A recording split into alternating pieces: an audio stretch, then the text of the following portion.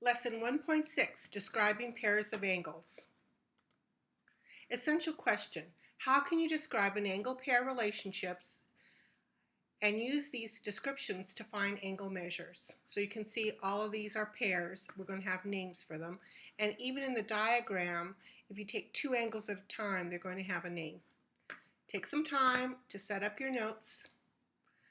The name of the notes, the essential question, and you can see a lot of this is vocabulary, so I'm setting up a table so that you can draw the picture and write some notes next to it.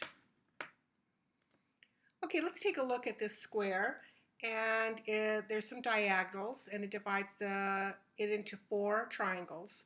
What do you notice about the following angle pairs? Okay, so we know something about a square, and that is that it's made of right angles. So if we use the angle addition postulate, little plus little equals big, we can see that these are, the sum is 90 degrees. Okay, angle C, and with this right angle symbol means that this angle is 90 degrees. And we can see that this is a straight angle, so I can see C is going to be 90 degrees. And again, another straight angle, with one angle being 90 degrees, the other one will have to be 90 degrees. So I notice that this sum is 180 degrees. Now let's take a look at C and E. We have one more angle to find. Again, this straight angle, these two angles have to add up to 180, so this is 90. And so I can see that these are equal to each other. So here's some of the relationships I'm seeing. All right, so we have some vocabulary words. Our first vocabulary word is complementary angles. And here's a picture of complementary angles. You can see that these two angles, little plus little equals big. It looks like their sum is 90. And 20 degrees and 70 degrees, again, the sum is 90. So make sure you draw a picture. Both pictures will be valuable. One is a picture where the angles are together, and one is a picture where the angles are separated. Supplementary angles. This is an example of supplementary angles. And the sum is 180 degrees. So this is a straight angle, and you can see these two angle addition postulate have to add up to 180. Also, go ahead and draw this angle as well in your notes, and you can see that they add up to 180. And we say that one angle is the supplement of the other. Adjacent angles is our next vocabulary word, and adjacent angles share a common vertex and side. So you can see what it's saying, common side, common vertex. So make sure you draw a picture of adjacent angles. Now this is not adjacent angles because they do not share a vertex and they do not share a side. Okay, let's go to this point. In this figure, name a pair of complementary angles. Well, we know that complementary means adding up to 90, so I need to see if two angles add up to 90, and yes, I do.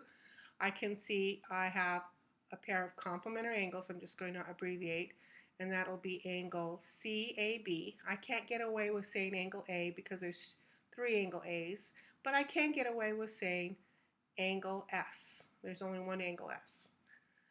Name a pair of supplementary angles. Okay, so supplementary angles will be two angles that add up to 180. So angle DAC and angle S again. Now we want to name a pair of adjacent angles. Adjacent angles, I should have put an S here.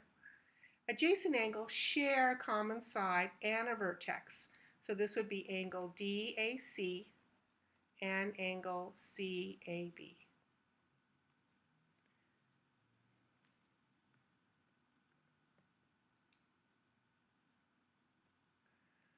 All right, so let's take a look at some problems that work with complementary and supplementary. So it says that angle 1 is a complement of angle 2, and we know that complementary means adding up to 90. So we know that one of the angles is 62, and we would like to find the other angle, which is the measure of angle 2. And we do a little bit of subtracting, and we're going to get 28 degrees as our answer. Angle 3 is a supplement of angle 4. Supplement means that it's one of the angles that adds up to 180. We know that we're looking for angle 3, and we know that the other one is 47 degrees. And so when I subtract, I'm going to get 133 degrees. Okay, your turn. Go ahead and answer these 4 questions. Stop the screencast. Take your time. As soon as you're confident with your answers, you may look at the next screen. Here's the answer. Complementary, supplementary, adjacent angles. Number 2, the answer is no for both of them. They're not satisfying the definition of adjacent. And some complementary and supplementary problems similar to what I just worked a few minutes ago.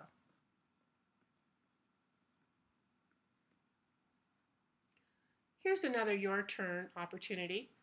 Go ahead and find the measures of those 2 angles. Stop the screencast, take your time. As soon as you're confident with your answers, resume the screencast and look to see how well you did. And here's the answer. Complementary means adding up to 90. I put both of those angles in the blanks and solve, use my algebra to solve, and then go ahead and substitute into the expression so I can find them. Okay, our next screen is going to give us 2 more vocabulary words about pairs of angles, and the next one is linear pair. Now notice the word line is in here, so it's not, it's not far-fetched to see that there's a line in this picture. So a linear pair is when 2 angles share a common side, and their non-common sides make a line. They end up being opposite rays. So those are a linear pair. Okay, vertical angles are angles like 3 and 6. And the reason those are called vertical angles is because, let's go ahead and put some color. This ray and this ray are opposite rays. And then this ray and this ray are opposite rays. So they're made, so angle 3 and angle 6 are made up of 2 pairs of opposite rays. And vertical angles will always have this cross idea. If you don't see the cross, you're not going to be seeing vertical angles. Okay, so we want to identify the linear pair, and we want to identify all vertical angles in the figure. Okay, linear pair, remember, line.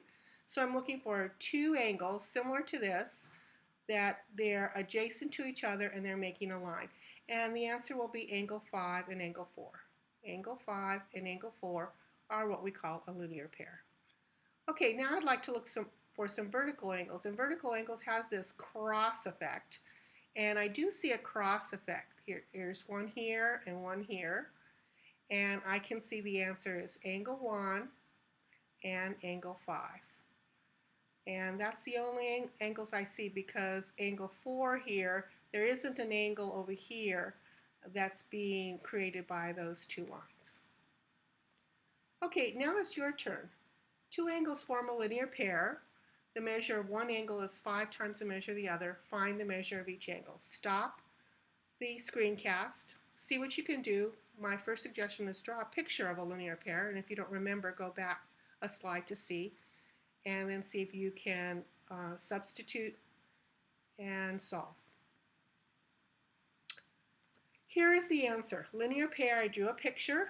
I have one angle that's bigger, 5 times bigger than the other, and I knew that those 2 angles are going to have to add up to 180 because that is a straight angle. Okay, here's another opportunity on number 6 and number 7. Go ahead and stop the screencast, see what you can do. When you resume, go ahead and you can look at the answer. Here's the answer.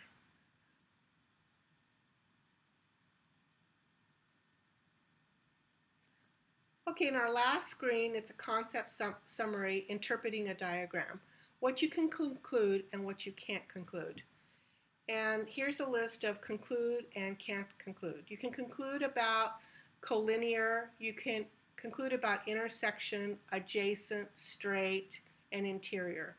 What you can't conclude is things about measure. All this really has to do with is measure. You can't conclude that things are the same length. You can't conclude things are congruent to each other or that you have a right angle. Just because it looks like it doesn't mean it is. There has to be some kind of symbol there to indicate that that's going to happen. Now, when we see these symbols, then yes, we can make those conclusions. So when we see this, then we can say angle DBE is congruent to angle EBC.